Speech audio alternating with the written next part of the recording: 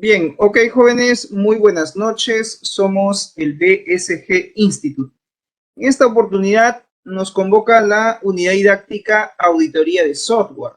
Esta viene a ser nuestra sesión de clase número 11, lo que significa que estamos ya en la 11ª semana de clases.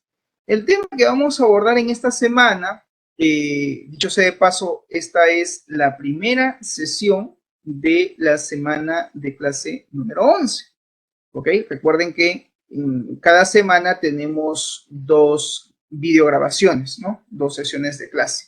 Hoy es la primera, mañana vendría a ser la segunda parte, por así decirlo, la segunda sesión de la actividad de aprendizaje número 11, ¿no? De la sesión de clases número 11. Muy bien, dentro de esta semana de clase vamos a abordar varios temas. El día de hoy vamos a abordar básicamente 2 puntos y mañana continuaremos con los otros puntos que queden pendientes. El tema a abordar es hablar sobre la seguridad de infraestructura y redes, es un primer tema, y también vamos a hablar sobre las amenazas de Internet, así como también el cibercrimen y el ciberdelito, así como también la ley de delitos informáticos en el Perú. Muy bien, sin más preámbulo entonces, jóvenes, vamos a dar inicio a nuestra sesión de clases del día de hoy. Como en toda actividad de aprendizaje, pues tiene que haber una finalidad, tiene que haber un propósito, un logro del aprendizaje. Y en este caso he planteado que ustedes puedan identificar cuáles son las principales amenazas que existen en Internet, teniendo en cuenta los ataques pasivos y los ataques activos que se dan a través de la red. ¿Ok? Entonces vamos a ver cuáles son estas principales amenazas que existen en el Internet y que dicho sea de paso, pues el Internet viene a ser el medio de comunicación por excelencia que hoy en día se utiliza sobre todo en el tema de las telecomunicaciones, ¿no? La mayoría de empresas, entidades públicas y privadas hacen uso pues del Internet como medio de comunicación, ¿no? A raíz de la llegada del COVID-19, esta pandemia que ha atacado a nivel mundial y que ya tenemos más o menos 2 años con esta pandemia, pues ha habido cierta variación, mutación, digamos, en el virus y estamos haciendo uso, pues, en este caso de las clases virtuales, ¿no? Y creo yo que las empresas también están trabajando con la virtualidad. Y en ese sentido, pues, el Internet viene a ser el medio de comunicación por excelencia, ¿no? Bien, entonces, vamos a hablar justamente cuáles son estas principales amenazas que existen dentro de este medio de comunicación, teniendo en cuenta, pues, ¿no? Los ataques activos y pasivos que se dan a través de la red. Muy bien, hablemos entonces de seguridad de infraestructura y redes. ¿Qué cosa es la seguridad de las redes? ¿En qué consiste? Bien, hoy más que nunca la seguridad de los informáticos se encuentra amenazada. Y esto debido básicamente al rápido desarrollo de las tecnologías de redes. Este rápido avance tecnológico que se está dando dentro de las diferentes tecnologías que existen en cuanto pues a redes y comunicaciones, pues genera, si bien es cierto, ciertas amenazas para los sistemas de información, ciertas amenazas que atañen, que añaden a lo que es el tema de la seguridad de estos sistemas de información. Por otro lado, también se encuentra amenazada la seguridad de los sistemas informáticos debido también a los cambios que se dan en los servicios de red y el incremento pues en la dependencia de estos, ¿no? Así como también el aumento en los tipos y variedades de ataques, dado que hay hoy en día diferentes formas de ataques a través de técnicas que utilizan pues los hackers, los crackers para poner en riesgo la seguridad de la información que manejan no solo las empresas, sino también los usuarios. ¿Okay? Aquí, por ejemplo, pues tenemos en la imagen, ¿no? Vulnerar la seguridad de la red de la empresa y a través de algún correo electrónico, a través de un malware, a través de un virus, pues trata de infectar la red y probablemente en algunos casos hackear, ¿no? Los sistemas de información o los correos electrónicos para poder obtener información que manejan pues los usuarios, ¿no? Entonces, estas amenazas, ¿no? Que hemos mencionado, pues se debe muchas veces al avance también de la tecnología y que en cierta manera pues se ve afectada la seguridad de estos sistemas de información o sistemas informáticos. ¿Ok? Muy bien.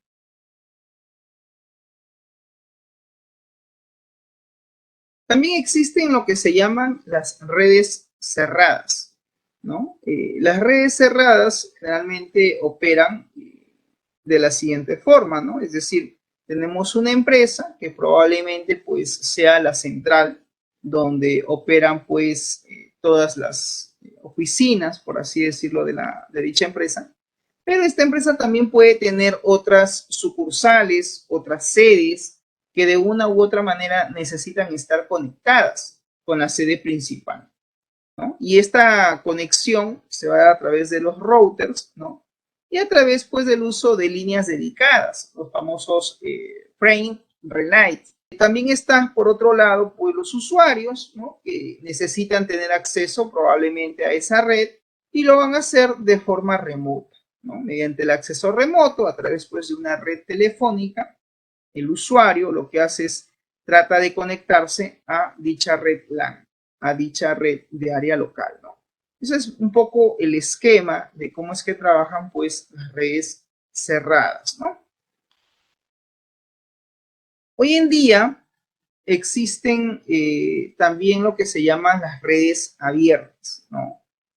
Las redes abiertas, a diferencia de las redes cerradas, es que la red cerrada es una red LAN, es una red de área local, una red abierta en tanto, pues, tiene acceso a lo que se llama, pues, si bien es cierto, una red de área local viene a ser una intranet, intra viene de, digamos, de la parte interna, la parte interior de la red, y está lo que se llama, pues, la internet, ¿no? Que es ya la red de área mundial, la red de alcance global, ¿no? Entonces, el esquema de cómo es que se dan hoy en día las redes, en realidad es un esquema donde se manejan redes abiertas.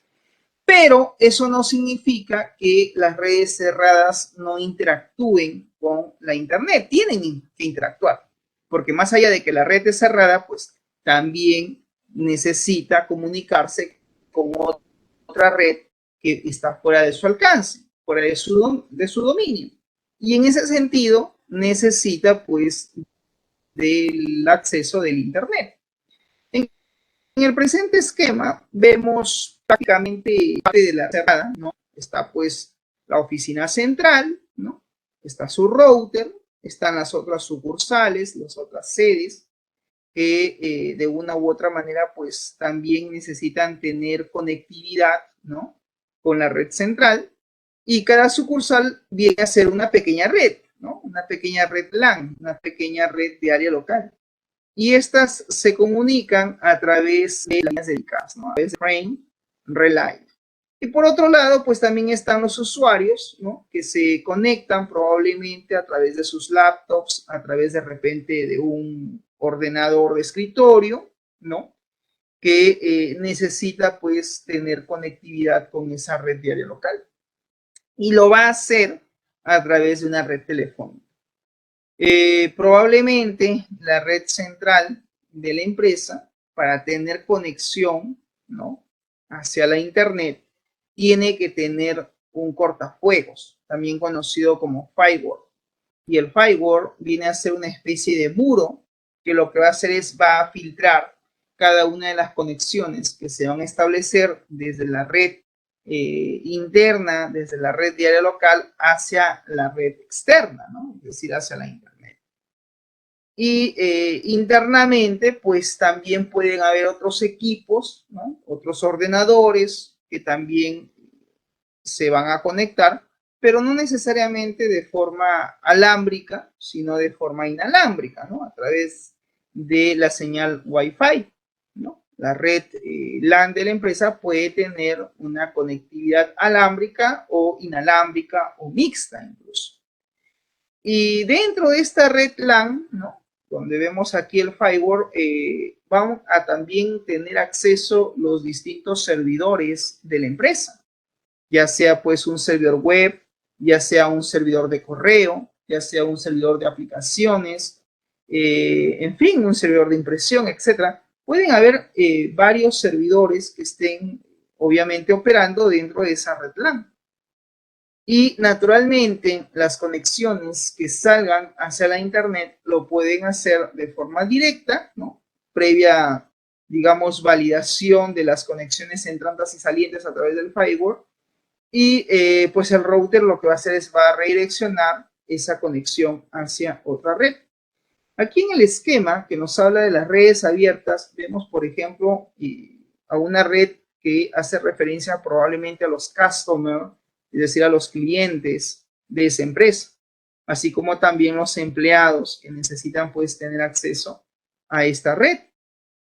Y también pueden estar las empresas aliadas, que formen parte quizás del corporativo o de la empresa, que también necesitan establecer comunicación con la red diaria local de esta empresa principal, ¿no?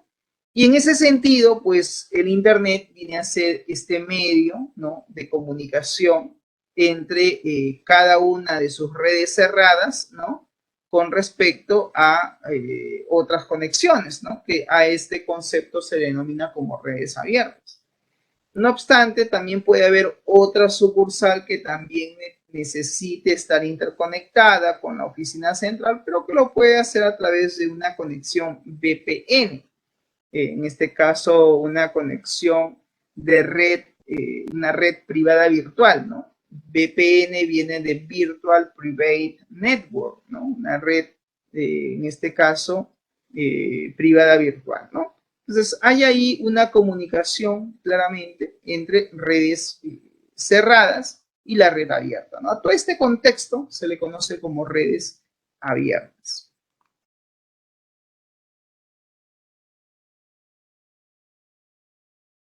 Veamos ahora cuáles son las, digamos, principales, ¿no?, amenazas que existen hoy en día y cómo es que se ha dado a lo largo de la historia el incremento de estas amenazas. ¿Okay? A ver, existen ciertas herramientas en Internet, ¿no?, que requieren a veces de menos conocimiento técnico para que puedan ser utilizadas, ¿no?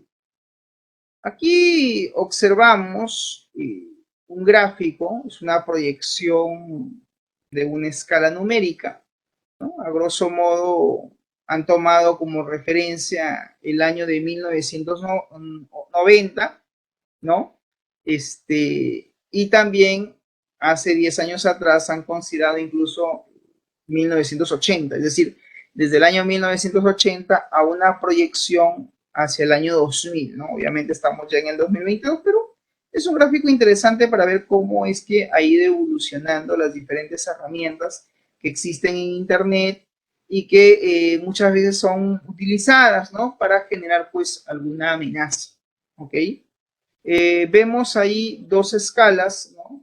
Una escala en color azul que habla pues de la sofisticación, esta sofisticación de los ataques que se han ido dando y el nivel de conocimiento técnico, ¿no? Y quizás en un inicio, en el año 1980, se requería de un alto conocimiento técnico.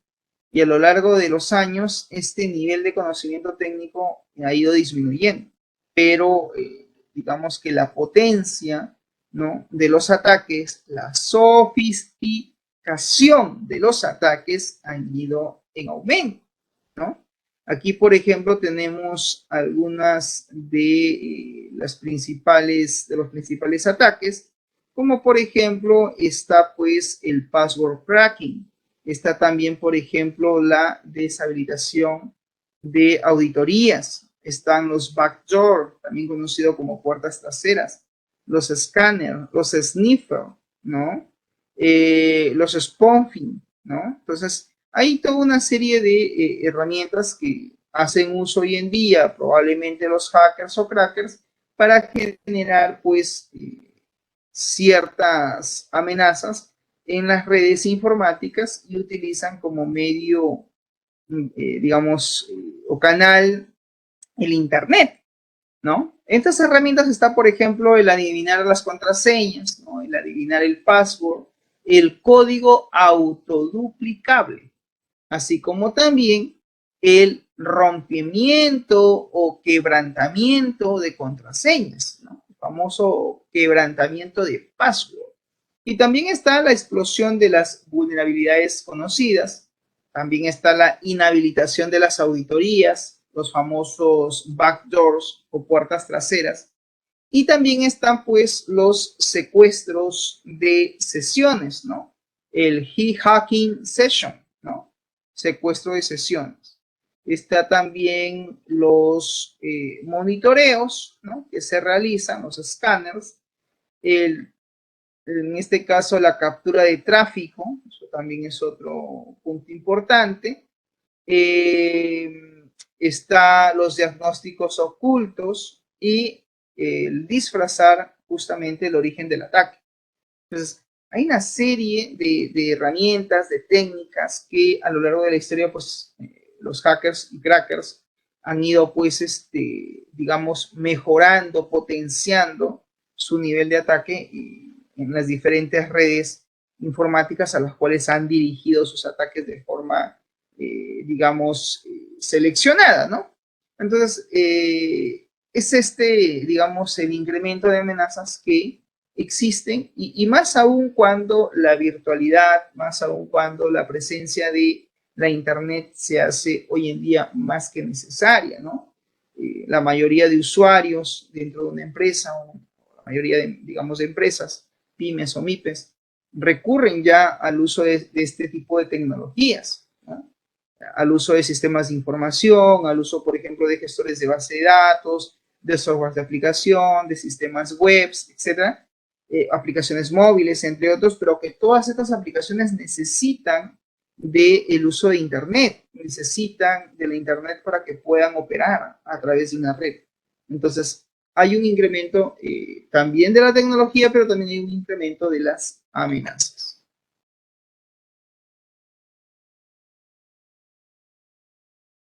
Hablemos de la seguridad de la presencia en Internet. ¿Cuál es la seguridad en cuanto a la presencia propiamente dicho de la misma en la propia Internet, ¿no? ¿Qué presencia tiene, ¿no?, la seguridad en Internet?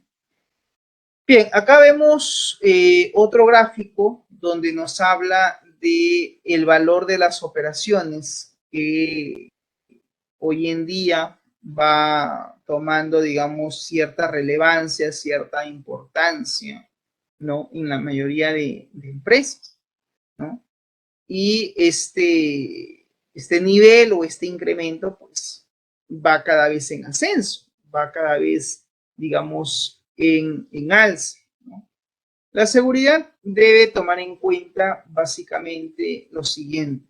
Primero, la naturaleza de la empresa, es decir, la naturaleza de la institución en la cual se va a operar este tipo de aplicaciones o sistemas de información que requieran tomar en cuenta ciertas medidas de seguridad frente a las N amenazas que existen y que se realizan con la única intención de muchas veces detener los servicios informáticos, detener los sistemas de información o de colapsar los sistemas de información, ¿no? Esa es un poco la, digamos, la idea o el propósito de los ataques que se hacen de forma remota.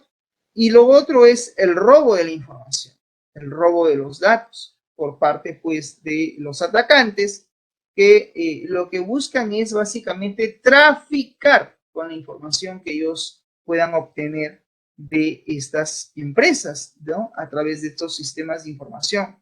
Y más allá del robo de la información, compromete también la parte económica, porque ahí viene pues los famosos fraudes que se cometen a través de Internet, ¿no? Y hay una serie de técnicas que hoy en día utilizan, ¿no? La más conocida, y ya lo habíamos hablado en sesiones anteriores, tiene que ver con lo que es en este caso la ingeniería social, ¿no? Que es una técnica muy común, muy utilizada por algunos atacantes para obtener información privilegiada de los usuarios y una vez obteniendo información privada o confidencial, como por ejemplo el número de las tarjetas de crédito, las contraseñas de las mismas, etcétera, pues pueden cometer cualquier tipo de delito que comprometa la parte económica, la parte financiera, ¿no? De los clientes. Y eso, sin duda alguna, pues constituye una amenaza no solo tecnológica, sino también una amenaza para el usuario de tipo económico, ¿no? Porque así es como se llevan a cabo pues los famosos fraudes, ¿no? Fraudes a través de el uso de la internet. Otro punto importante a considerar en la seguridad que se debe tomar en cuenta es la expansión de los servicios que utiliza una empresa y que estos se ejecutan sobre el cloud, es decir, sobre la nube, es decir, sobre la internet. Aquí vemos en la gráfica que cada vez son más las empresas, ¿no? Que utilizan pues el acceso a internet. Quizás en un inicio era un bajo el tema del acceso a internet, pero una vez que las empresas lograron acceder a la nube, lograron acceder a cloud, empezaron a desarrollar ciertos servicios, como por ejemplo el crear pues un servidor de correo, el crear pues un servidor web o un servidor proxy o un servidor de, en este caso, de aplicaciones, etcétera, o un servidor de base de datos. A medida que el uso de ciertos servicios informáticos han ido en ascenso, pues la seguridad ha cobrado cierto papel importante porque empieza a tomar relevancia, empieza a tomar cierta importancia, ¿no? No solamente para la empresa, que tiene que protegerse de las distintas amenazas informáticas, sino también para los hackers que buscan, en este caso, vulnerar, ¿no?, la seguridad de estos sistemas con la única intención de obtener información confidencial o información privilegiada, ¿no? Otro de los servicios que se ofrecen a través del uso del Internet es la creación de intranets corporativas. Es decir, no hay empresa hoy en día que no cuente con una intranet a nivel corporativo. Y una intranet pues te ofrece una serie de servicios. Las intranets corporativas se diseñan a medida de cada empresa, porque cada empresa tiene sus propias necesidades. También está el uso de intranets públicas, ¿no? Las extranets públicas, pues es otro tipo de servicio informático que está siendo utilizado y está en crecimiento, ¿no? Y que sin duda alguna, la que está hoy por hoy liderando, ¿no?, a nivel mundial, como actividad, como operación económica, pues tiene que ver con las transacciones que se realizan en línea, ya sean pues depósitos, transferencias, pagos, etcétera. Todas estas transacciones económicas, todas estas operaciones monetarias que se están realizando hoy en día, se hacen de forma remota. Hoy en día tú puedes hacer un pago de un servicio simplemente con tener conexión a la nube, simplemente con tener acceso a Internet. utilizas a través, por ejemplo, de tu smartphone o tu teléfono inteligente, ¿no? La aplicación o la app de tu entidad bancaria, es decir, de tu banco, y a través de su propia app te da pues la opción de hacer distintas operaciones, desde poder, en este caso, realizar el pago, ya sea de tu tarjeta de crédito o inclusive de poder inclusive gestionar la compra de deuda de otros bancos y centralizarla en una sola, como también el hecho de poder realizar un depósito o una transferencia bancaria. A todas estas operaciones se le denomina transacciones en línea y es lo que hoy en día se está utilizando.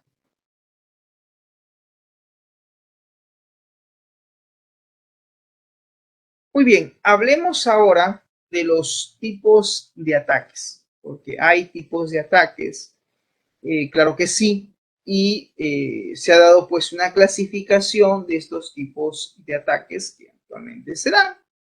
Uno de ellos es la clasificación por origen.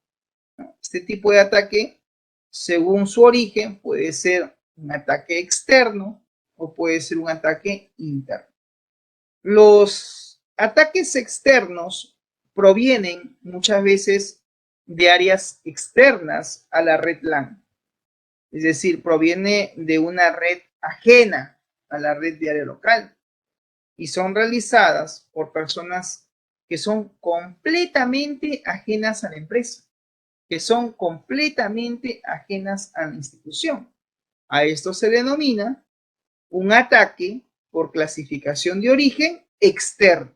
Y también existe el ataque por clasificación por origen interno, ¿no? Y cuando hablamos de un ataque interno, pues son básicamente los que se realizan, ¿no? Dentro de la propia red LAN, dentro de la propia red de área local, y que es realizada por personal que labora dentro de la misma empresa, por personas que pertenecen a la misma empresa, que pertenecen muchas veces al mismo corporativo, a la misma institución.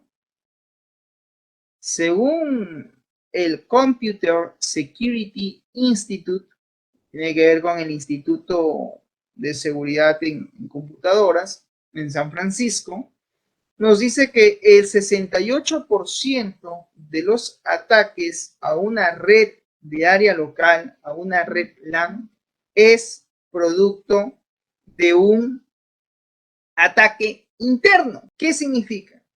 Significa que son los propios empleados o colaboradores quienes terminan boicoteando la seguridad de la red de su empresa, en la cual se supone que ellos laboran. Es decir, muchas veces el atacante está en casa. El atacante puede que trabaje dentro de la empresa. Y quizás acá la pregunta sea, ¿por qué se da este tipo de ataques? Esto se da generalmente por empleados insatisfechos, es decir, por empleados que no se encuentran contentos, satisfechos quizás con la política de trabajo o con la política salarial o con la política de pago de la empresa. Y una forma de protestar, pues, es boicoteando la seguridad de su propia red de área local. Y a este tipo de ataque se le denomina un ataque de origen interno, ¿no?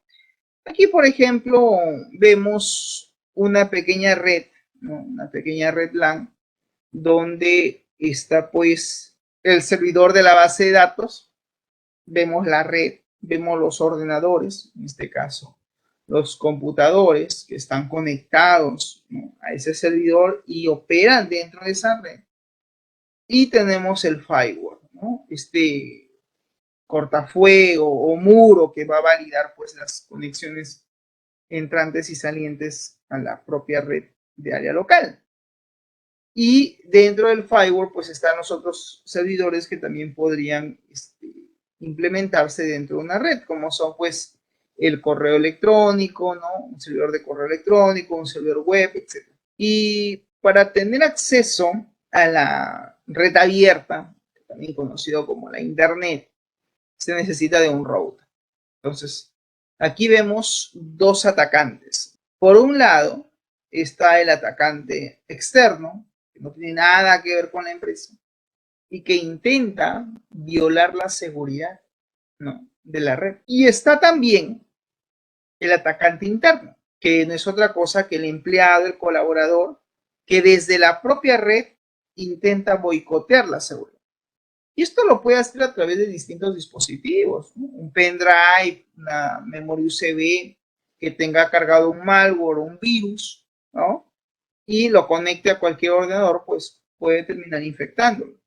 Claro, si no hay políticas de seguridad informática implementadas dentro de la empresa o dentro de esa red, pues es muy probable que el ordenador termine siendo atacado con facilidad, ¿no? Si es que no hay políticas de seguridad como el uso de antivirus, antimalware, etcétera, que validen, que verifiquen, ¿no?, qué archivo, qué programa se intenta ejecutar desde, en este caso, la memoria, desde el propio disco duro, etcétera, ¿no? Entonces, esta es un poco la figura de cómo es que se dan, pues, los tipos de ataques, ¿no? Pueden ser un ataque interno, es decir, cuando el empleado está dentro de la propia red LAN, dentro de la propia red de área local, la famosa red LAN, y que a través de algún dispositivo o herramienta busca violar la seguridad de la red o busca infectarla, ¿no? Y por otro lado, pues están los atacantes externos que no tienen nada que ver con la empresa, no trabajan en ella, son ajenas a la misma, pero que igual intentan vulnerar la seguridad de dicha red. Bien, hablemos ahora de los tipos de ataques según su clasificación de acuerdo a los efectos que estos pueden generar o pueden tener dentro de la empresa, ¿no?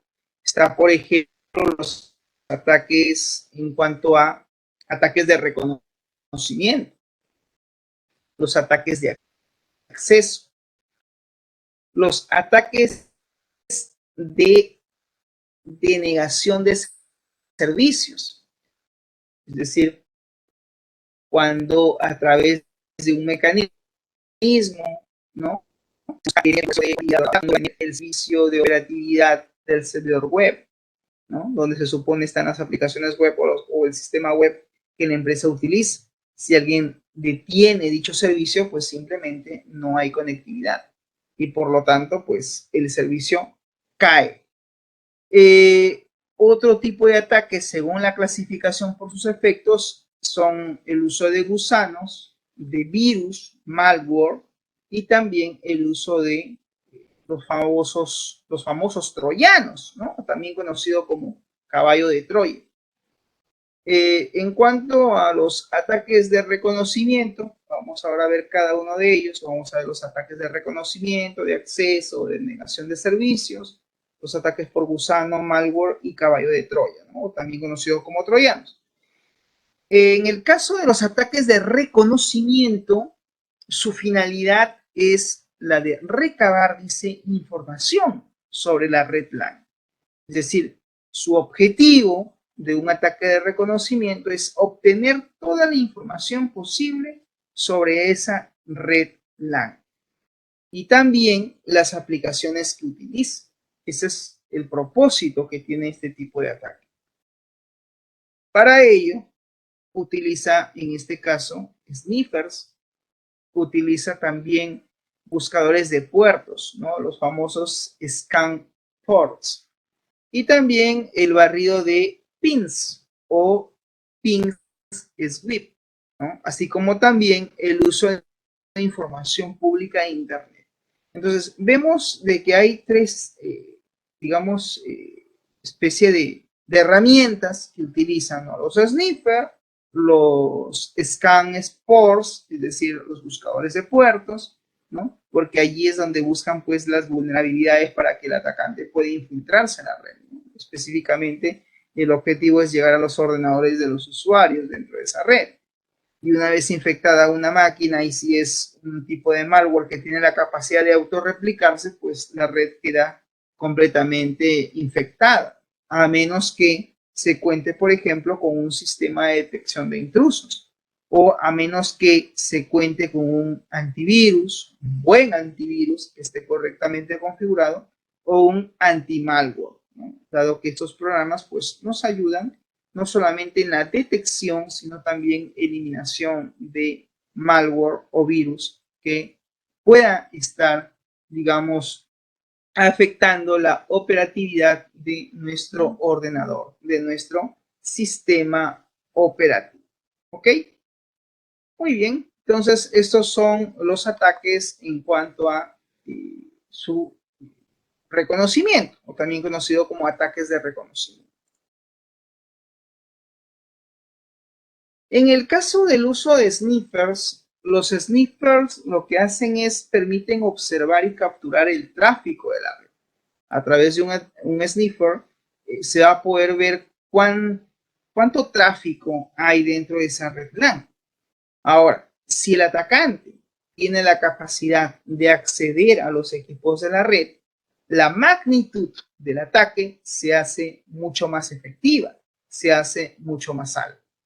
Aquí, por ejemplo, observamos en la imagen una red LAN donde obviamente pues están todos los ordenadores, ¿no? Todos los computadores conectados de forma alámbrica a esa red LAN. Hay un servidor de dominio, hay un server, ¿no? Un servidor de dominio. Y el atacante lo que busca es, a través de un usuario y contraseña, acceder, conectarse, infiltrarse dentro de la red. Pero para eso utiliza un sniffer. Y mediante ese sniffer es poner una lupa que empieza a escanear, que empieza a ver, ¿no? A diagnosticar la red como tal, viendo su tráfico, observando cuántos datos se transmiten a través de ella, y al obtener pues obviamente toda esta información, el atacante pues va a poder acceder de una u otra manera a los equipos de la red, ¿no? Con toda la información que él ha obtenido a través del uso de este sniffer, ¿no?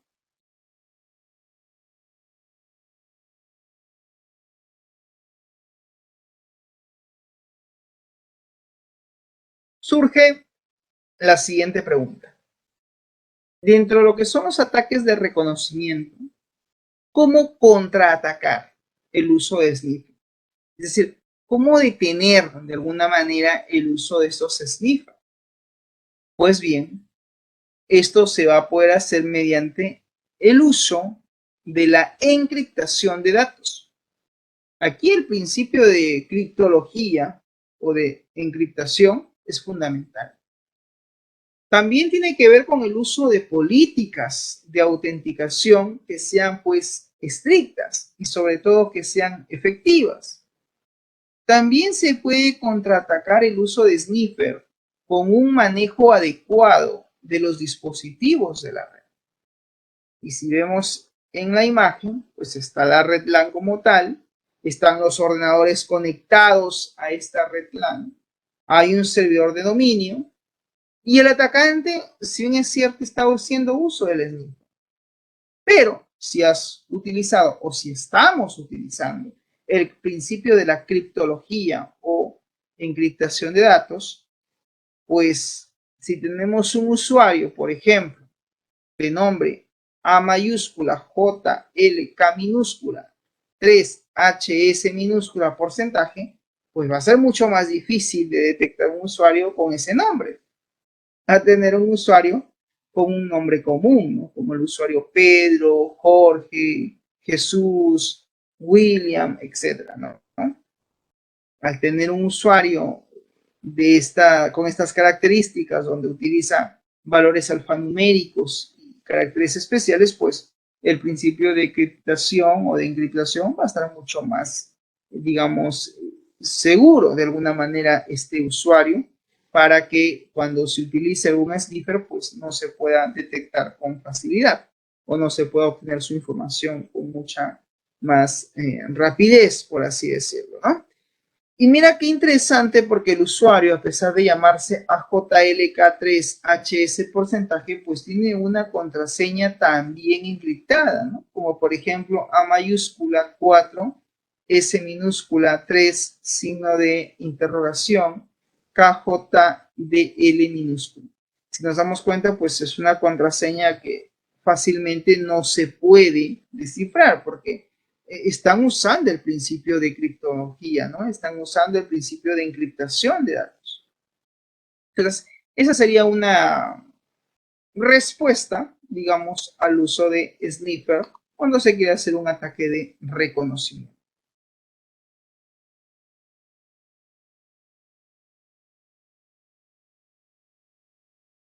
Dentro de lo que vienen a ser los ataques de reconocimientos, también está el uso del barrido de pins, o también conocido como ping sweep. Es ampliamente utilizado el uso del barrido de pins y fácil de usar, con lo que se puede identificar todos los existentes. También está el uso de buscadores de servicios, los famosos scan ports, ¿no? Es decir, el buscador de servicios o buscador de puertos. Esto se utiliza sobre todo para poder detectar aquellos servicios que están disponibles dentro de una red plan, ¿no? Básicamente lo que buscan es acceder, ¿no?, a la red para poder luego tener acceso al cloud, ¿no?, a la nube, al internet. Y aquí vemos claramente el atacante por un lado y la red de la empresa, ¿no?, la red plan.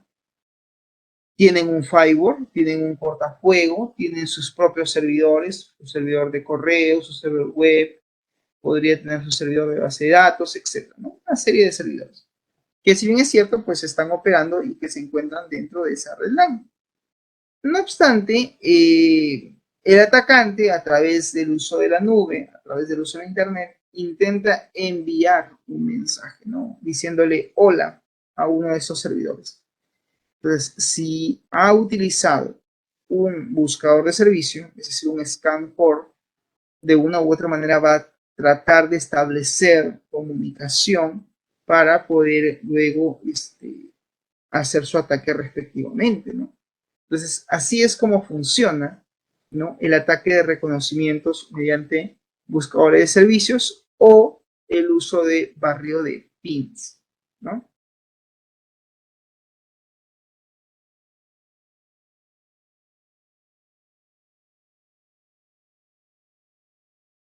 Ahora veamos una pregunta que se plantea dentro de lo que viene a ser el ataque de reconocimiento. Y nos dice, ¿cómo contraatacar el barrido de pins y de buscadores de servicios? Porque si bien es cierto, sabemos que hay ataques de reconocimiento, sabemos que utilizan esas técnicas, ¿no? Pero ¿cómo contraatacamos? ¿Cómo evitamos de alguna manera el uso del barrido de pins o de buscadores de servicios? Muy bien, esto es fácil mediante el uso de un sistema de detección de intrusos. Mediante un sistema de detección de intrusos, este sistema va a empezar a escanear y a detectar qué intrusos que sean ajenos a la red intentan establecer comunicación o infiltrarse dentro de ella, teniendo como medio de comunicación la Internet.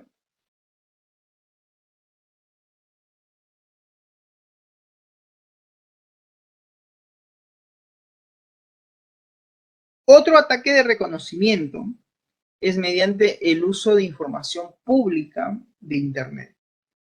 Es bien sabido que en algunos casos nosotros podemos buscar, digamos, un equipo en particular solamente con tener el número de su IP, es decir, con el número de su dirección IP. Y podemos iniciar la búsqueda, iniciar la consulta. Y toda la información que se nos muestra en pantalla, como por ejemplo la ciudad, la dirección, etcétera, ¿no?, de esa dirección IP, muchas veces es de acceso público, porque es información pública de Internet. Cualquiera podría ir y verificar los datos que correspondan a esa dirección IP en consulta. Hablemos ahora de los ataques de acceso. En lo que vienen a ser los ataques de acceso, su finalidad es básicamente la de acceder a los servicios informáticos que se estén ejecutando o que se estén, digamos, dando dentro de una red de área local. Hemos dicho que toda red de área local, si bien es cierto, vamos a encontrar una serie de equipos, probablemente de servidores y de computadores u ordenadores de usuario que van a estar conectados a esa red. Y como en toda red de área local, como en toda red LAN, va a haber ciertos servicios informáticos y cierta información que van a compartir entre los usuarios de esa red. Y aquí esto va a ser un atractivo para cualquier atacante que desee tener acceso a cierta información que se maneje dentro de esa red de área local, dentro de esa red LAN. ¿Estamos de acuerdo?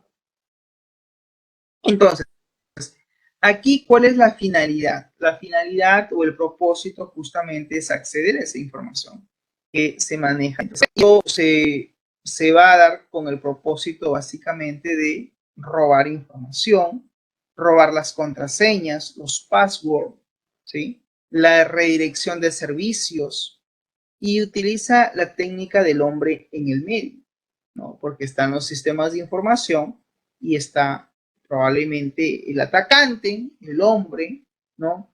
Que intenta pues violar la seguridad de dicha red LAN con la única intención de tener acceso a los distintos servicios informáticos que se estén ejecutando o que estén disponibles dentro de esa red de área local, ¿no? Dentro de esa red LAN. Esto también se puede dar a través del IP spoofing, que es el enmascaramiento del origen, ¿no? Entonces, hay que tener en cuenta este tipo de ataque de acceso que lo que busca es eso, ¿no? El robo de información.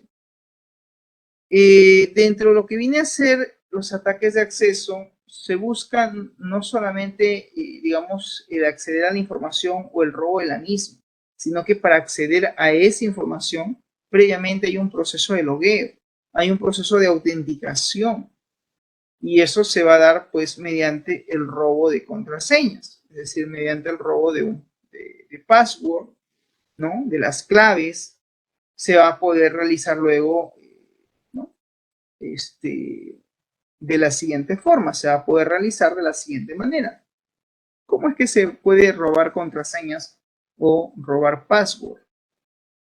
Básicamente, primero por medio del uso de sniffer, que hablábamos hace un momento, y a veces mediante el quebrantamiento a fuerza bruta de las contraseñas, ¿no? Es decir, a través de un aplicativo, de un software que empieza pues a generar contraseñas de forma aleatoria y probar cuál es la que coincida para poder luego acceder al sistema. O lo otro es mediante el uso de un malware.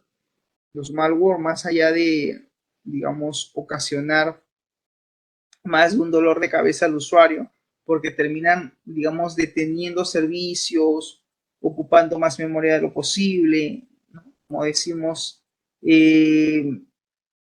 lentizando o ralentizando o deteniendo o, digamos, como dice la palabra, lenteando el sistema operativo, pues también es una forma de, digamos, el malware actuar, ¿no? A veces el usuario dice mi sistema operativo, mi ordenador, mi laptop, estaba operativa muy bien, yo sentía que era normal su uso, su rapidez, la fluidez con la cual yo manipulaba los programas a través del sistema operativo, pero ahora siento que mi máquina de repente está un poco lenta, está un poco, digamos, ¿qué te digo? Media pausada en cuanto a la operatividad o la respuesta que ésta debería tener en el proceso de interacción con el usuario. Y muchas veces esta lentitud de respuesta por parte del sistema operativo a veces tiene que ver con que probablemente esté infectada con algún malware. Hay virus y virus, y cada uno de ellos pues es programado para realizar algún propósito en particular, ¿no? Y en el caso del robo de contraseñas, a veces se hace mediante el uso del malware, el famoso caballo de Troya, el famoso virus denominado troyano, ¿no? Decimos, lo que tú tienes es un malware. ¿Qué cosa es? Tienes un troyano, ¿no? Dicen dentro de tu sistema operativo. Es decir, tu máquina está infectada y habrá que ver qué cosa habrá hecho el malware dentro de tu sistema operativo, ¿no? Eso es otro punto también que hay que analizar, ¿no? Sobre todo, si tenemos las herramientas, si tenemos el antivirus, el antimalware correctamente instalado, correctamente configurado, pues vamos a poder, digamos, darle solución a ello, ¿no? O quizás contando con un sistema de detección de intrusos, que también sería lo ideal. Bien, en cuanto a los ataques de acceso, la pregunta es cómo contraatacar el robo de contraseñas, o cómo evitamos, o cómo contrarrestamos este robo de claves, este robo de password, este robo de contraseñas. Pues bien, una primera medida es no utilizar la misma contraseña en más de un sistema de información. A veces el usuario le pone una clave a su inicio de sesión en el sistema A y repite la misma clave en el sistema B y le pone la misma clave en el sistema C y dice, no, lo hago con la intención de tener una sola clave, recordar una sola clave y con esa clave tengo acceso a todos los sistemas de información con los cuales tengo yo que interactuar. Entonces, no es una buena praxis. No es una recomendación que utilices la misma contraseña o el mismo password para más de un sistema de información que puedas estar utilizando o manejando. No es lo recomendable. Cada sistema de información debe tener su propio usuario y su propia contraseña, ¿no? Es decir, debe tener su propia clave, ¿no?, de acceso. Muy bien, así como también nos dice, se deben utilizar contraseñas, passwords que sean fuertes, contraseñas quizás de 8 dígitos o de 8 caracteres o inclusive de más de 8 dígitos. Y también que en el uso de estas claves o contraseñas que nosotros como usuarios vamos a tener que crear y que probablemente utilizar, la contraseña tenga valores alfanuméricos, es decir, letras y números. Y si tienes letras, utilizar mayúsculas y minúsculas. Eso también sería una recomendación. Así como también nos dice el uso de valores numéricos y caracteres especiales que no estén, y lo subrayo, que es algo importante, que no estén relacionadas con los datos personales del usuario. Hay usuarios que ponen como clave su fecha de nacimiento, ponen como clave las iniciales de repente de sus nombres o apellidos, combinan por ahí las fechas, utilizan su número de cuenta de identidad, etc. No es una buena práctica, digamos, crear una contraseña con datos personales, porque si alguien sabe dicha información, pues va a poder probar los valores y poder tener acceso a determinado sistema de información. ¿Okay? Otro punto importante tiene que ver con las políticas de caducidad. Políticas de caducidad de claves. Es decir, utilizar la política de que cada cierto tiempo las contraseñas que ha creado el usuario pues simplemente caduquen, forzando al usuario a crear una nueva contraseña y que sea totalmente distinta a la anterior. Eso es una buena práctica, ¿no? De esa manera se evita, ¿no?, acceder con facilidad a los sistemas de información. Por eso dice aquí, políticas de caducidad de contraseña por tiempo e inclusive por intentos fallidos. Es decir, ¿Hasta cuántos intentos tengo yo para poder, digamos, acceder a un sistema? O darle 2 intentos, o al tercer intento fallido, pues simplemente el sistema se bloquea. El usuario queda bloqueado. Eso podría ser también una medida, ¿no? Para evitar justamente el robo de contraseñas, el robo de claves. Y también nos recomienda, dentro de lo que es el tema de contrarrestar o cómo contraatacar el robo de password, es mediante el uso o la utilización del principio de la encriptación de datos. La encriptación de datos juega un papel fundamental para contrarrestar el robo de password, el robo de contraseñas.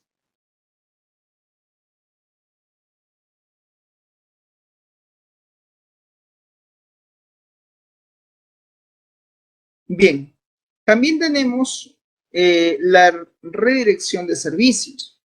Aquí se utilizan ciertos mecanismos de un servicio permitido para obtener acceso a un servicio no permitido. La redirección de servicio consiste en eso, ¿no? En que un servicio, ¿no?, que probablemente no está permitido, se busca a través de este ataque de redirección de servicios, se busca obtener el acceso a ese servicio que se está restringido o se tiene restringido el acceso. Para contrarrestar este ataque, se requieren servicios de detección de intrusos.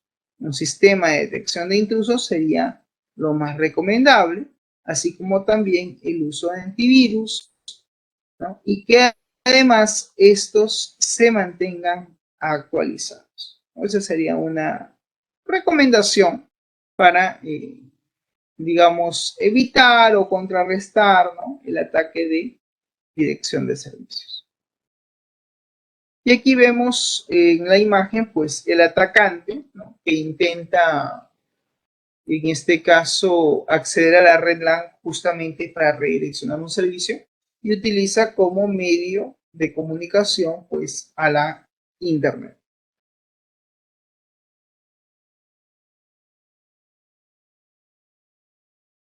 Bien, el otro tipo de ataque de acceso es mediante el enmascaramiento del origen de una dirección IP, también conocido como el IP spoofing. Aquí el atacante en realidad utiliza la identidad de un usuario que exista, de un usuario válido de un determinado servicio informático, justamente para poder luego acceder a dicho servicio. ¿Cómo contrarrestamos esto? Pues para contrarrestar este tipo de ataque se requiere única y exclusivamente el uso de políticas de autenticación y accesos rígidos, porque mediante un acceso rígido y una política de autenticación de usuario, pues se va a poder evitar este tipo de ataque de redirección de servicios. Aquí, por ejemplo, vemos dos hosts, ¿no?, dos ordenadores. Por un lado tenemos al host A y al host B. Y tenemos al atacante, ¿no?, que intenta observar a través del IP spoofing, ver cuál es la dirección IP que existe en esa red, ¿no?, en esa red de área local. Y el atacante está buscando la manera de poder detectar esa dirección IP para luego redireccionar el servicio. Entonces, para poder, digamos, hacer frente a esto, tenemos necesariamente que crear políticas de autenticación de usuario. El uso de contraseñas con alfanuméricos, con mayúsculas, con minúsculas, con valores numéricos y también caracteres especiales, vamos a asegurar el nivel de seguridad de nuestras contraseñas. Y en el caso de los usuarios, pues también podríamos crear usuarios, ¿no?, con ciertos caracteres especiales para evitar, pues, su detección, ¿no? Muy bien, a continuación vamos a ver el siguiente video que nos habla, pues, de un caso de phishing del banco BBVA Continental y también del Banco de Crédito del Perú.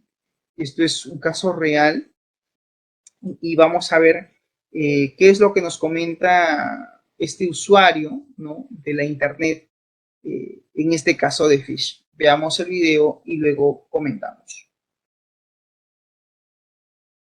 Hola, amigos del Internet. Les habla Carmen Elizabeth. Soy ingeniera de sistemas y diseñadora publicitaria. Brindo servicios en consultoría en diseño, multimedia, marketing e Internet. Esta es la dirección de mi página web, www.carmenelizabeth.com. Si recuerdan, hace una semana aproximadamente publiqué en mi blog un caso del Scotiabank sobre phishing. Bueno, como ustedes saben, el tema de phishing es robo de identidad, usurpar la identidad de otra entidad, haciéndose pasar por esa entidad para extraer, en este caso, datos personales o datos privados, como el uso de una contraseña o el uso de la tarjeta de crédito, ¿no? Y de esta manera poder hacer uso fraudulento, robar, estafar con tus datos y con tus tarjetas de crédito. Bueno, seguí investigando un poco más acerca de los correos masivos, los correos que envían estas personas que realizan el phishing. Y justo vi que tenía un par de esos correos, uno en mi Gmail y otro en mi Yahoo. Te los quiero mostrar para que puedas identificarlos y para que puedas diferenciar qué es lo que te puede enviar el banco realmente y qué es lo que estas personas envían y cuál es esa diferencia para que la identifiques y de esta manera puedas prevenirte de posibles estafas. ¿Ok? Comencemos. Bueno, en este caso yo tengo aquí un correo que dice urgente, un T0, ni siquiera han escrito bien, dice T0, intentó suplantar sus datos en nuestra banca por internet. Acá indican que es un correo del BBVA, Banco Continental, inclusive colocan una dirección que aparenta ser la real, promociones@grupobbva.com.p. Como yo lo estoy viendo desde, en este caso, este correo, en el caso de Google, de Gmail, automáticamente lo he detectado como spam y ha ido a la carpeta de spam, no se ha ido a mi carpeta principal de recibidos. Entonces, aparece este mensaje. Afortunadamente, en este caso, sí aparece este mensaje. Ten cuidado con este mensaje. Muchos usuarios han marcado mensajes similares a este como engaños de suplantación de identidad, así que podría incluir contenido no seguro. Ok, como ven, siguen asegurando en este correo que son del banco, del grupo BBVA. Muy probablemente si nosotros le preguntáramos al banco BBVA, te diría que este correo no le pertenece a ellos. Y que probablemente ellos nunca han enviado este correo, ¿no? Aquí, por ejemplo, nos dice, por favor, leer atentamente este mensaje. El procedimiento y las normas de calidad, la entidad financiera está obligada a difundir e informarle que por intentos fallidos a su cuenta se encuentra en observación. El sistema ERP del BBVA Continental, al tratar de validar sus datos, encontró errores en su cuenta al momento de que un tercero intentó acceder y suplantar los datos. Ahora, yo me pregunto qué tercero podría entrar a una cuenta mía de BBVA cuando yo no tengo tarjeta de crédito ni cuenta de ahorros. Así que por ahí, en mi caso, este correo no va para nada. Pero en el caso de alguna persona que sí tenga cuenta en el BBVA, puede sorprender, ¿no?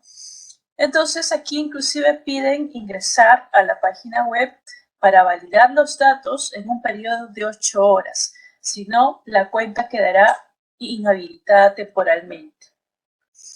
Y así sucesivamente, inclusive ponen 2016, Banco Continental, ponen los números de teléfonos, dan recomendaciones de seguridad.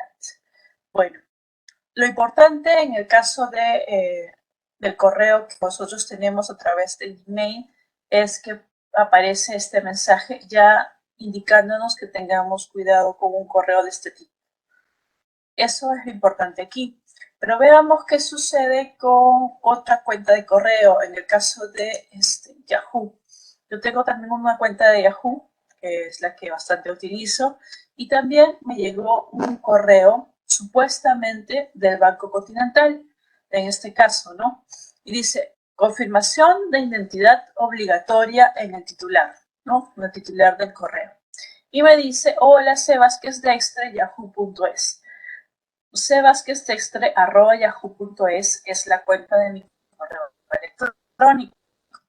Sin embargo, dudo que cualquier banco te escriba con correo. Creo que ya un banco que tiene tus datos es poner tu nombre, ¿no? Tu nombre completo. En este caso, ya al identificarlo con el correo electrónico, nos estamos dando cuenta de que efectivamente no es un correo del banco. Acá todavía dicen, estamos reforzando la seguridad antifraude. O sea, es el colmo de estas personas de decir que es antifraude cuando lo que ellos quieren hacer es justamente un fraude, ¿no?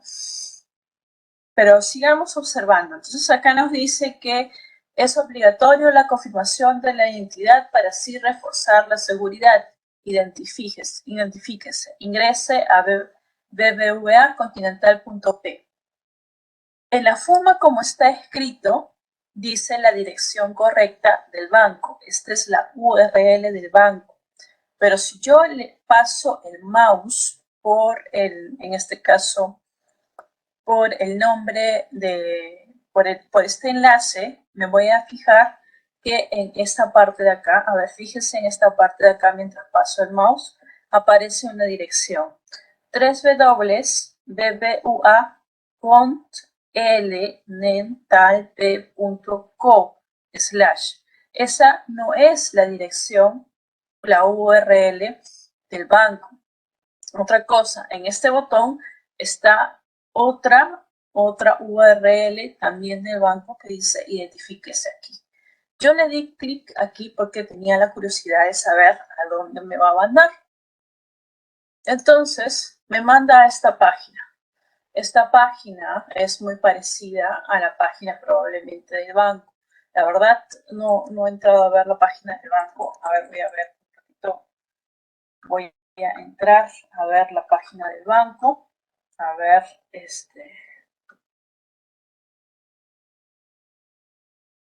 ahí está, Banco Continental. Ahí está la URL original.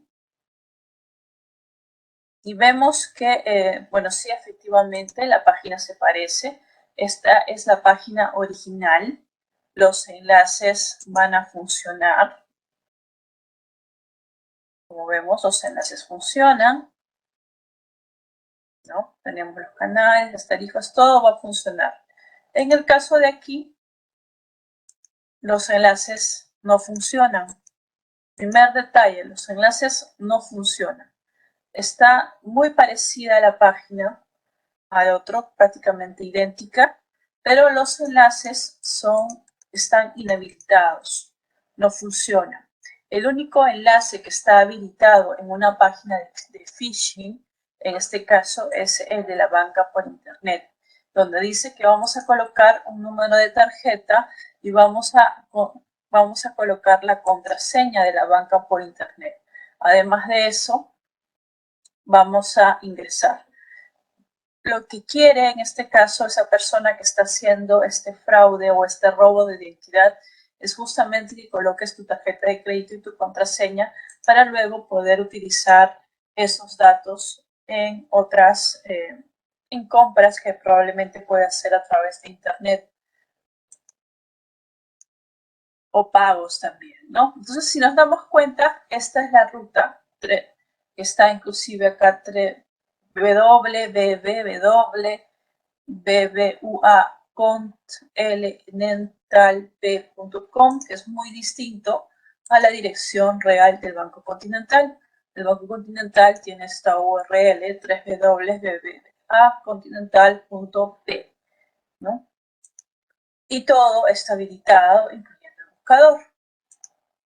Pero yo esta vez quise ir un poquito más allá de solamente darles la indicación de saber cómo detectar, en este caso, cuando una página es falsa y cuando una página es verdadera, ¿no?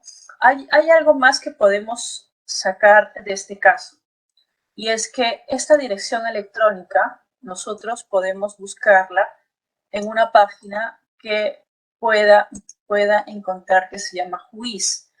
Whois nos detecta, en este caso, la persona o la empresa o la organización que ha comprado ese dominio. En este caso, obviamente, la persona que ha comprado el dominio probablemente sea la que esté haciendo justamente mal uso de ese dominio para phishing o para operaciones fraudulentas.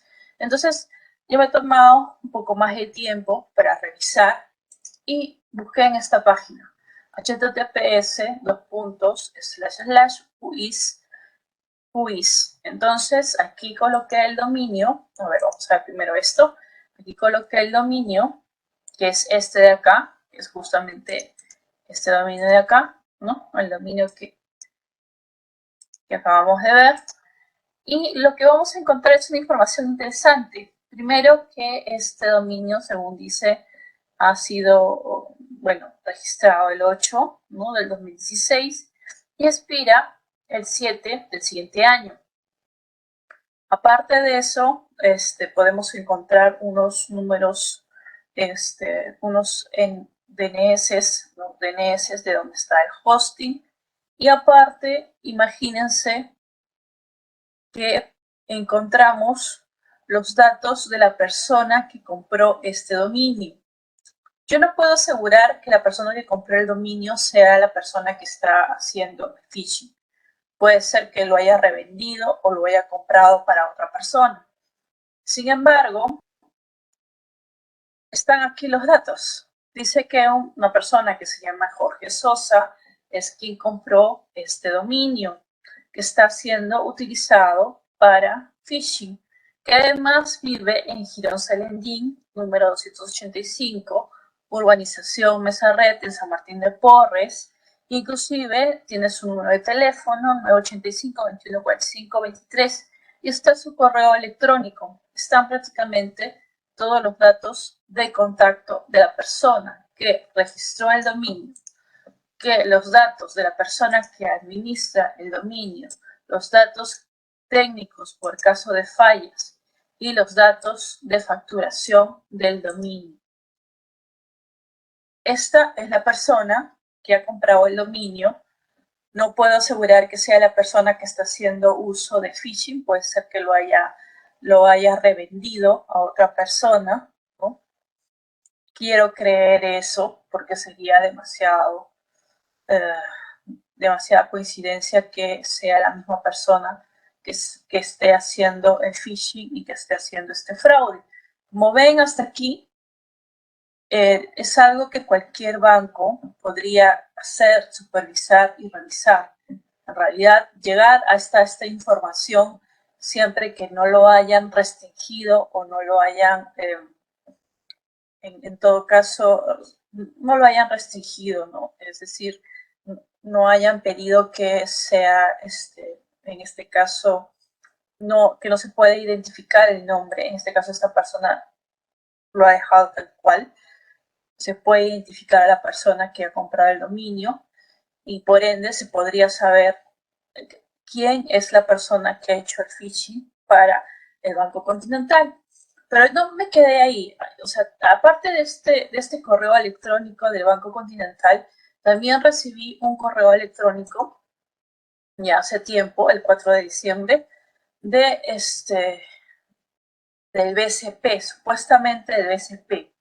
Lo peor de todo es en este caso, bueno, también igual con la misma modalidad, estimado cliente Sebas, que es yahoo.es. O sea, en realidad un banco te escribiría un nombre de correo electrónico, te escribirían con tu nombre real, como es cuando te envían una carta, por ejemplo.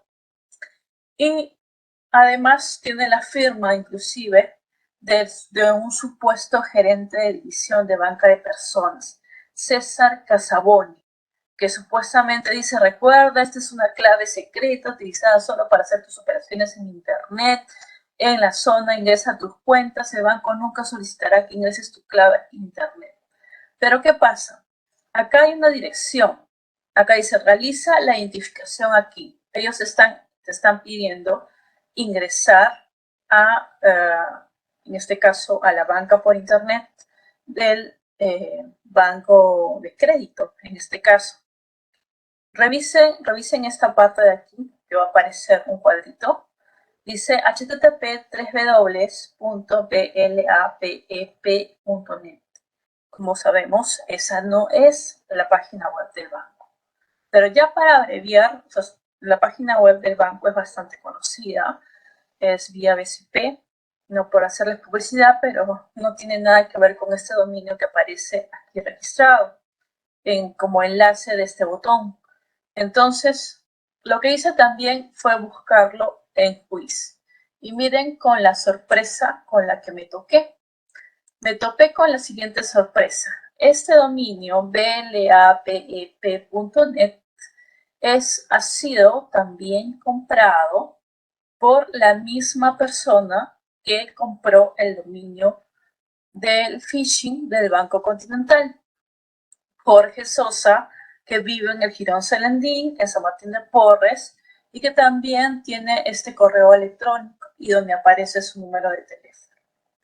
Entonces, como una jalada de oreja para los bancos que dicen que no tienen cómo poder detectar quién hace este tipo de phishing o quiénes son los individuos que hacen los robos de identidades, esta es una gran jalada de oreja. Con unos simples clics que he realizado ahora, he podido detectar quién es la persona que tiene, en este caso, la propiedad de esos dominios que están siendo utilizados para hacer robo de identidad.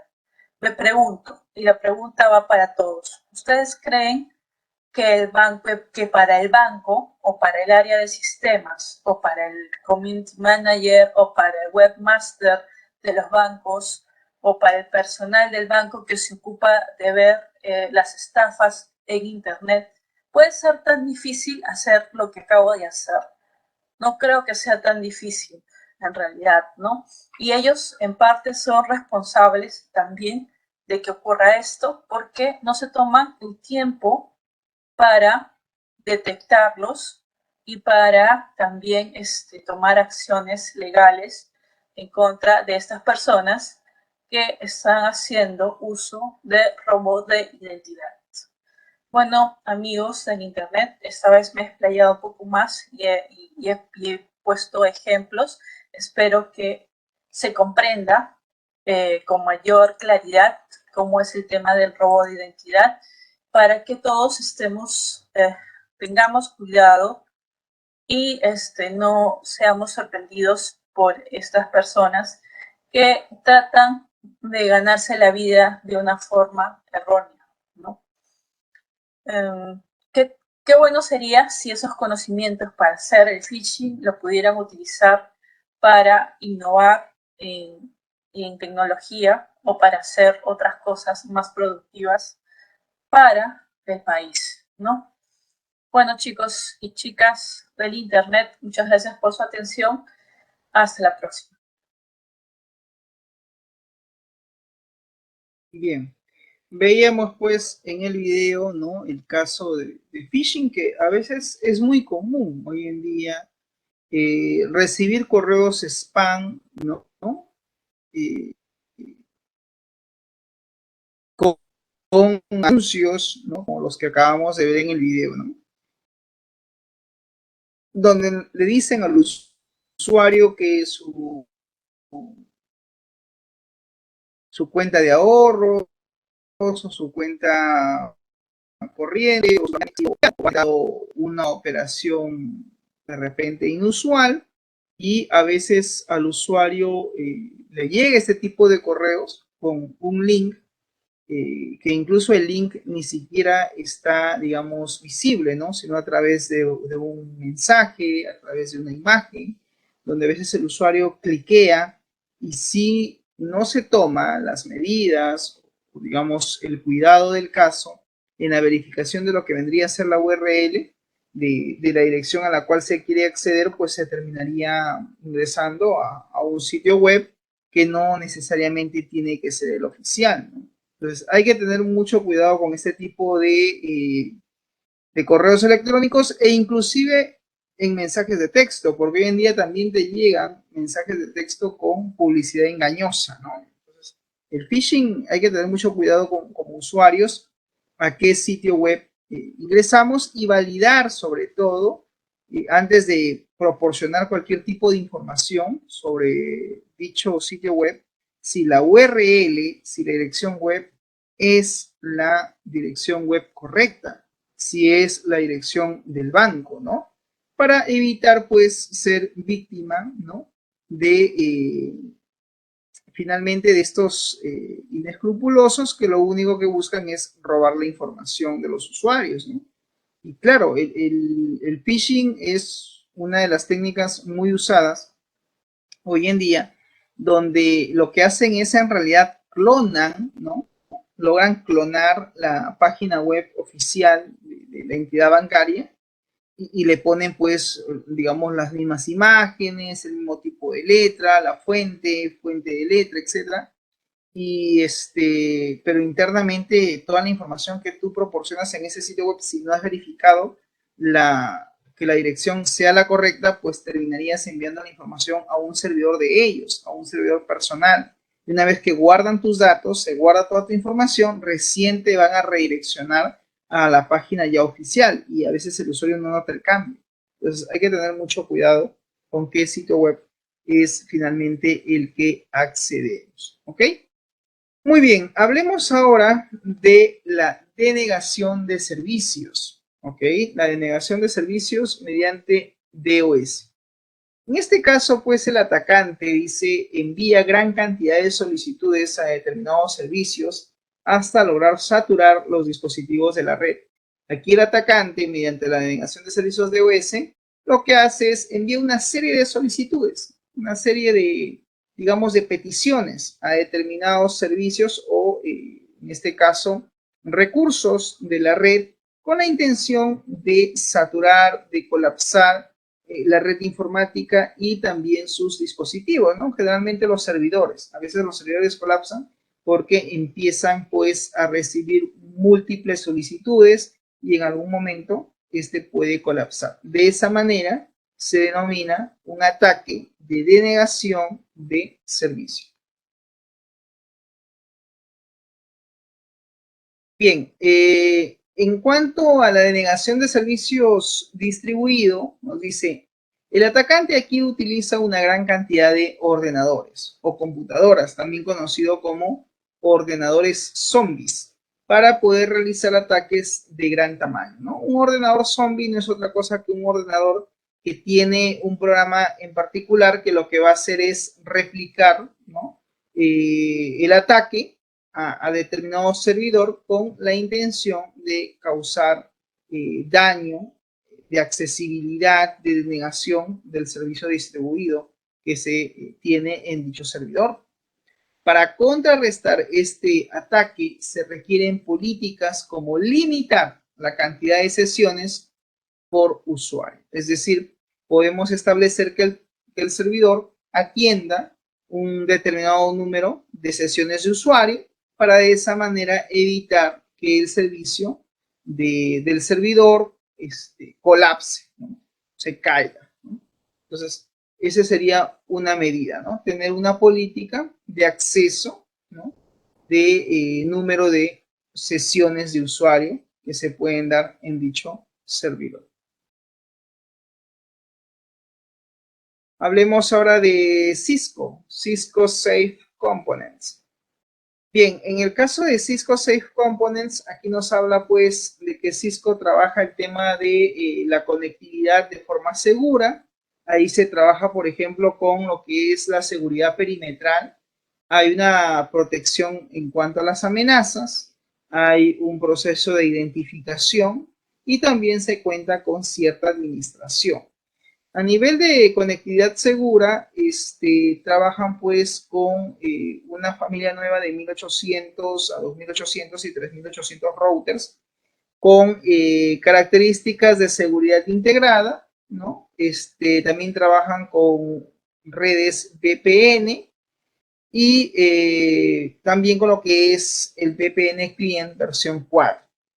En cuanto a la seguridad perimetral, trabajan con aplicaciones de seguridad PIX, ASA Security Application, y también trabajan con la familia de 1800, 2800 y 3800 routers con características de seguridad integrada también, ¿no? En cuanto a la protección de amenazas, cuentan con lo que es, en este caso, lo que viene a ser, en este caso, la IP, la IPS 4200, que trabaja con sensores, ¿no? Y pues también manejan lo que se llama el IDS-NM para lo que es la versión 2600, 2800, 3700 y 3800, ¿no? En cuanto a lo que es la identificación, manejan certificados de router digital, ¿no? Y cuentan con lo que es el Cisco Security Access Control Server, es decir, un control de servidor, ¿no? En cuanto al acceso, y en la administración, pues también manejan lo que es la red VPN, ¿no? Manejan lo que es una solución de gestión de seguridad, ¿no? Y también hacen análisis y monitoreo, ¿no? Dentro de lo que es la gestión de la administración de los componentes en lo que es Cisco. Bien, en la siguiente imagen vemos cómo es que más o menos funciona, ¿no? Hay una seguridad perimetral, manejan listas de acceso en router y firewall. También tienen una protección de amenazas, hay detectores, ¿no? De intrusos mediante IP. Ahí vemos una especie de cámaras también, ¿no? La administración, pues hay un manejo centralizado de la seguridad, es decir, hay alguien que se encarga de lo que es el monitoreo. Y en el caso de la identificación y autenticación, cuentan con Cisco Security Access Control Server, este tipo de dispositivos en cuanto a la verificación de la identificación y la autenticación de la misma. Y la conectividad es segura porque manejan encriptación y redes privadas virtuales, ¿no? Las famosas VPN, ¿no? Muy bien, hablemos ahora de las amenazas de Internet. En cuanto a las amenazas de Internet, se dice que el peligro es constante para un usuario si un pirata cibernético vigila el tráfico de la información a través de una PC, teniendo en cuenta que en cualquier momento este puede apropiarse de información sensible y que además puede realizar transacciones comerciales en su provecho, es decir, en su propio beneficio. Si hablamos en cuanto a la clasificación de amenazas, se dicen que las amenazas se dan por dos orígenes, ¿no? Existe lo que es la amenaza de origen natural y la amenaza de origen humano, ¿no? A nivel humano, tenemos las amenazas malintencionadas y las sin intención, ¿no? En cuanto a las amenazas malintencionadas, esto se hace mediante un ataque interno o un ataque externo. Y las amenazas de origen humano sin intención es porque a veces se da por negligencia, es decir, negligencia del usuario que podría generar pues una amenaza, o la impericia también del usuario, ¿no? Entonces, aquí tenemos pues la clasificación, ¿no? De cómo es que se dan las amenazas, ¿no? Sobre todo a nivel de origen humano, ¿ok?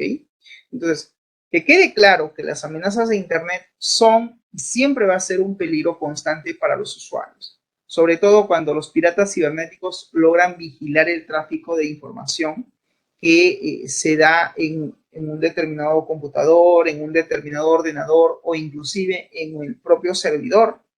Esto puede obviamente generar de que el atacante pueda apropiarse de cierta información que es sensible y puede realizar operaciones que tengan que ver con la parte comercial, ¿no? Es decir, de repente algún movimiento, alguna compra, alguna venta, alguna operación que tenga que ver con el tema económico o monetario, ¿no? Esto siempre en beneficio del atacante.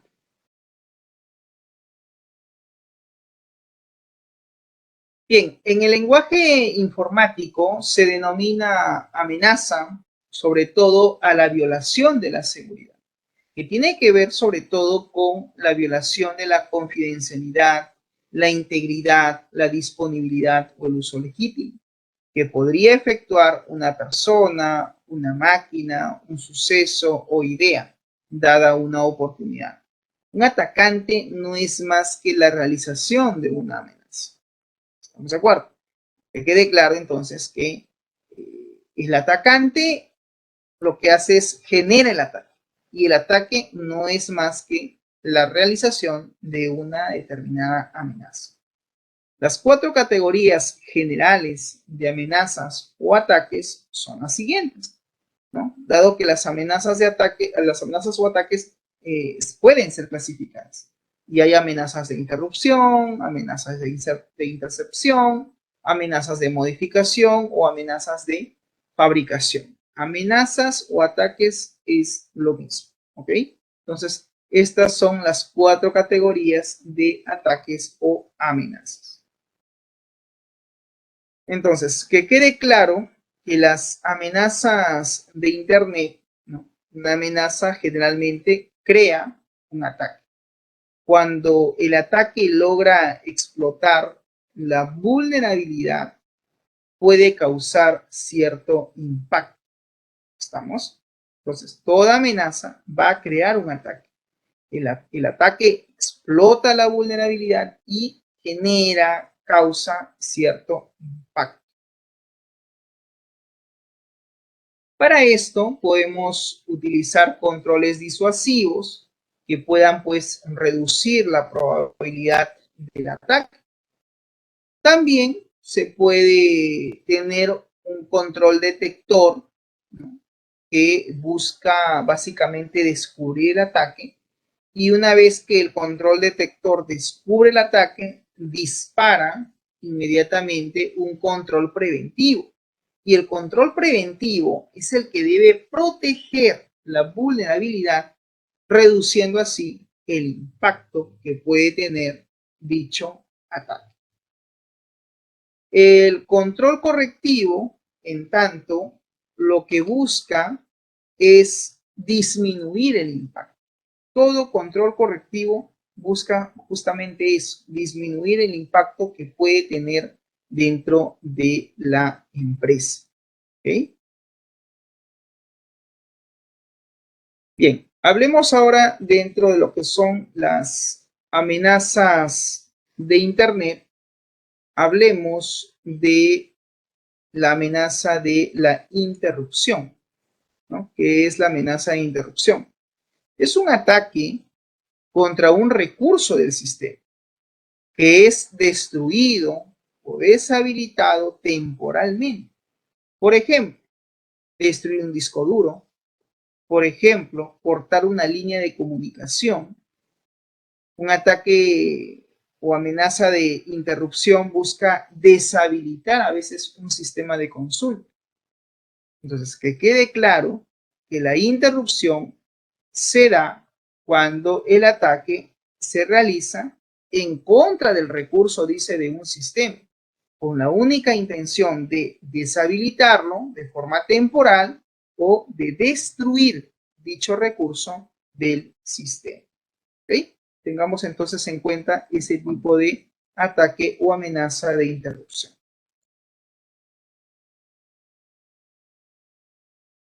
Por otro lado, tenemos el ataque de intercepción. El ataque de intercepción nos dice lo siguiente. Este es un ataque de una entidad que consigue justamente el acceso a un recurso no autorizado. Dicha entidad podría ser en este caso una persona, puede ser en este caso un software, un programa o inclusive un ordenador, un computador.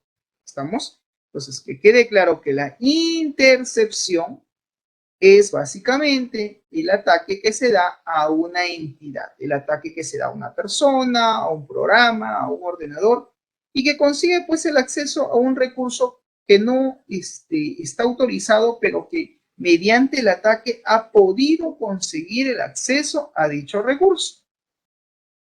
Ejemplo de este tipo de ataques, tenemos los siguientes. Interceptar, por ejemplo, una línea, ¿no? Una línea de repente telefónica, una línea de internet, para poder obtener información. El copiar, por ejemplo, ilegalmente archivos, carpetas o programas que circulan por la red. Entonces, si alguien logra copiar un archivo, logra en este caso copiar un software, un programa, entonces eso es un ataque de intercepción. Y también está pues la lectura de las cabeceras de mensajes para descubrir la identidad de uno o más usuarios involucrados en una comunicación que es interceptada ilegalmente, ¿no? Es bien sabido que los mensajes pues siempre tienen una cabecera, ¿no? Y el hecho de que se logre leer las cabeceras de mensajes para poder descubrir la identidad de uno o más usuarios involucrados en esa comunicación, se denomina pues una intercepción o interceptación ilegal, ¿no? Como tal. El ataque de modificación.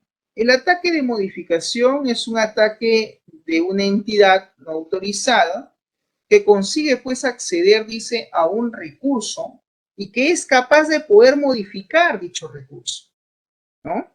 Ejemplos de este ataque tenemos, por ejemplo, el cambio de valores en un archivo de datos, ¿no? Alguien logra interceptar un archivo, logra acceder al archivo y empieza a editar, a modificar los datos, los valores que contiene dicho archivo.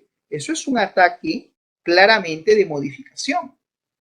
El modificar, el alterar un software, un programa para que funcione de forma diferente, también es un ataque de modificación, ¿no? Por ejemplo, que alguien, no sé, vulnere, por decir, lo que se llama el código de licencia. Todo programa tiene una licencia. Entonces, si alguien logra modificar, ¿no?, parte del programa para que funcione de otra manera sin el uso de la licencia original, eso es un ataque de modificación. Y también se considera un ataque de modificación el hecho de poder editar y modificar el contenido de los mensajes que están siendo transferidos o enviados o reenviados por la red informática. Eso también se considera un ataque de modificación.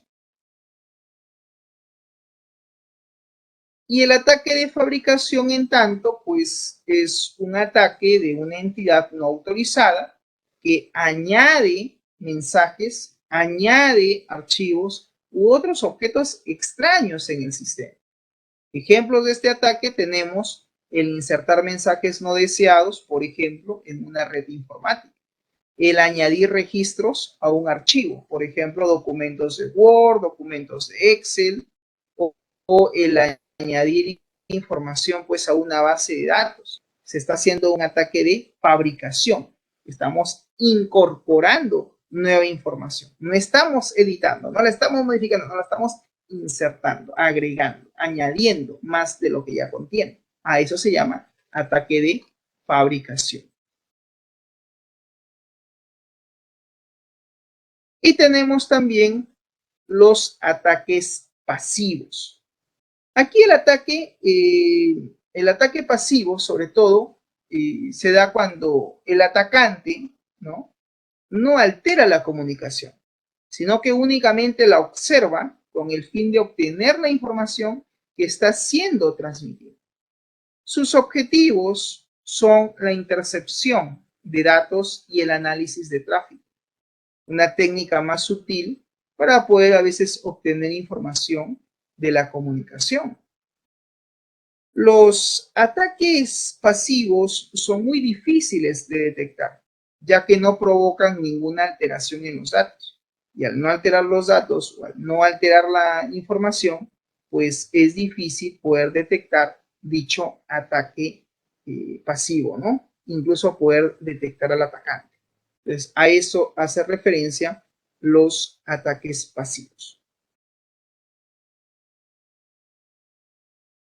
En tanto, los ataques activos, ¿no?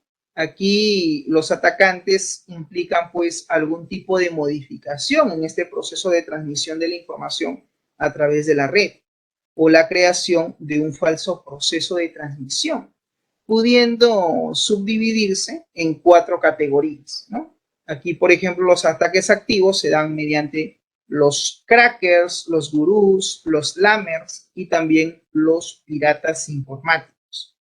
El hacker, ¿quién es? El hacker es alguien compulsivo, alguien obsesivo por acumular conocimiento. Es una persona que conoce, que sabe, que domina el tema y que quiere tener mucho más conocimiento.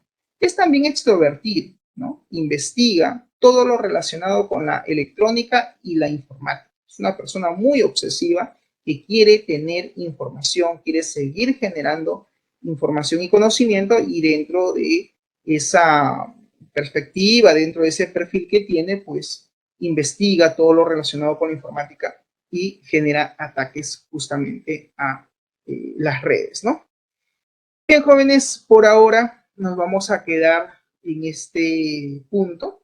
El día de mañana vamos a continuar con la segunda parte de nuestra sesión de clases número 11.